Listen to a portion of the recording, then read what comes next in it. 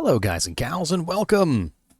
So when I find some news that I feel should be brought to everyone's attention, I bring it to people's attention.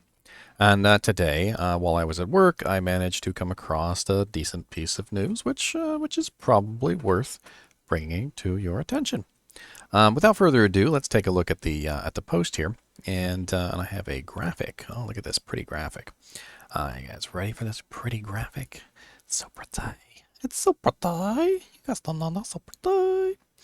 So it says, as we have worked with our new leadership in Blizzard and within the franchises themselves, particularly in certain key creative roles, it has become apparent that some of the Blizzard content planned for next year will benefit from more development time to reach its full potential. While we are still planning to deliver a substantial amount of content from Blizzard next year, we are now planning for a later launch for Overwatch 2 and Diablo IV than originally envisaged. These are two of the most eagerly anticipated titles in the industry, and our teams have made great strides towards completion in the recent quarters. But we believe giving the team some extra time to complete production and continue growing their creative resources to support the titles after launch will ensure that these releases delight and engage their communities for many years into the future. These decisions will push out the financial uplift that we had expected to see next year, but we are confident that this is the right course of action for our people, our players, and the long-term success of our franchises. So, Diablo IV and Overwatch 2 pretty much delayed almost indefinitely, as far as I can tell. And I have other news as well. So there is also another bit of news which has come in the form of the co-leader. So I don't know if you remember, but a while back, probably like news update number 4 or 3 or something like that, there was the president of Blizzard essentially stepped down because he was involved in a whole bunch of shenanigans involving women and breastfeeding and a bunch of crazy things that I can't even name, or he let them happen, one or the other. It doesn't really matter. If you want to look up the details of that, you're more than welcome to. Basically, he stepped down, and 2 people were put in his place, Mike Ybarra and Jen O'Neill. Jen O'Neill was the previous president of Vicarious Visions, which is the company that made Diablo II Resurrected. And it was kind of hailed as a sort of a success because, Vicarious Visions was a completely different company. Vicarious Visions had nothing to do with all the stuff going on in Blizzard. And I guess people were kind of excited to see someone in the role of the president, even if it was a co-leader, that would have some sort of positive impact on Blizzard. And unfortunately, it looks like she's stepping down as well. Apparently, Diablo 4 had a new production lead, and apparently they are also stepping down. So it's a whole lot going on, which pretty much leaves Mike Ybarra as the only person left as the president of Blizzard. And I don't really know much about him specifically. Now, what does this mean for Diablo 2? My channel has a lot of Diablo 2 content. I don't think it means anything. Diablo 2 is, again, being run by Vicarious Visions, which is sort of isolated from the problems going on at Blizzard. And maybe Jen O'Neill will come back to Vicarious Visions. Maybe she won't. But it seems like, at the very least, she is no longer in the Blizzard company. Basically, the information I have here says Blizzard co-leader Jen O'Neill just told staff she's stepping down, leaving Mike Ybarra as the sole head of the company. This was November 2nd. A very short run, O'Neill and Ybarra took over Blizzard leadership in August following the departure of J. Allen Brack, I think is how it's pronounced, who left in the wake of California lawsuit against the company for sexual discrimination and misconduct.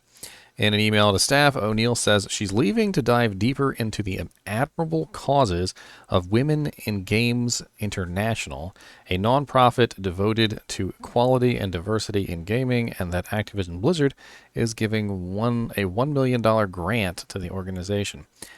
The news means that in the wake of a widespread reckoning over how its culture mistreated women, Blizzard has gone from having male and female co-leaders to again having a single male boss.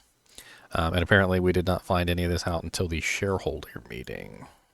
It's interesting.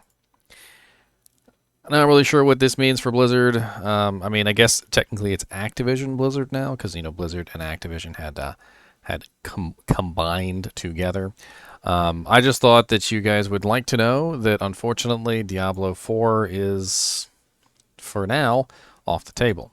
I had called this, and I hate to sound giddy about it because I'm not mad. I'm not giddy that Diablo 4 has been delayed. Don't get me wrong. I'm happy that I was correct, essentially.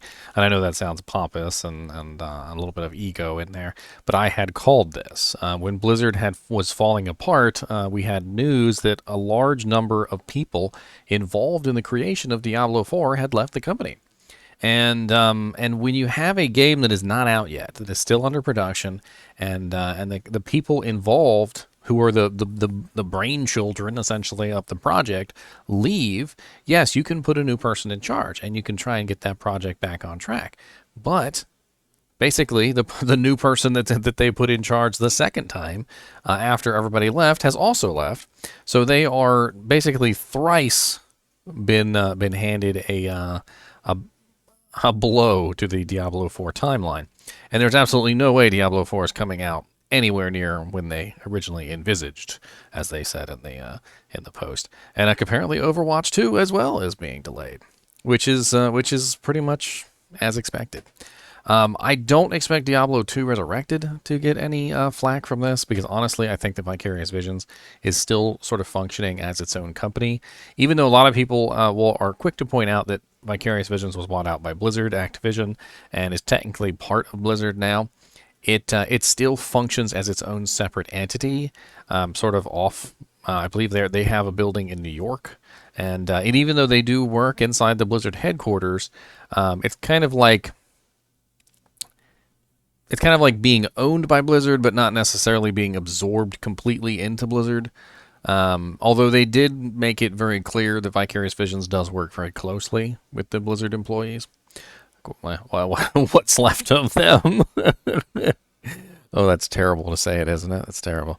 I'm hoping that there will be no ill effects on Diablo 2 Resurrected. I don't think there are. I feel like I've got a pretty good finger on the pulse of Blizzard at this particular point, and they're not going to die or fall apart or anything. They're too big of a corporation to do that. They're going to restructure. They're going to hire new talent. They're going to hire new presidents. They're going to do their best to get back into the swing of things. Unfortunately, this probably means we're not going to see many new games from Blizzard for quite some time. And I just noticed that Candy Crush is on that list. World of Warcraft, Overwatch, Diablo, Call of Duty, and Candy Crush. Why is Candy Crush on that list? Candy Crush is one of the most... Never mind. I'm not going to delve into that. Anyway, as always, I do appreciate you guys and gals watching my videos, and keep watching.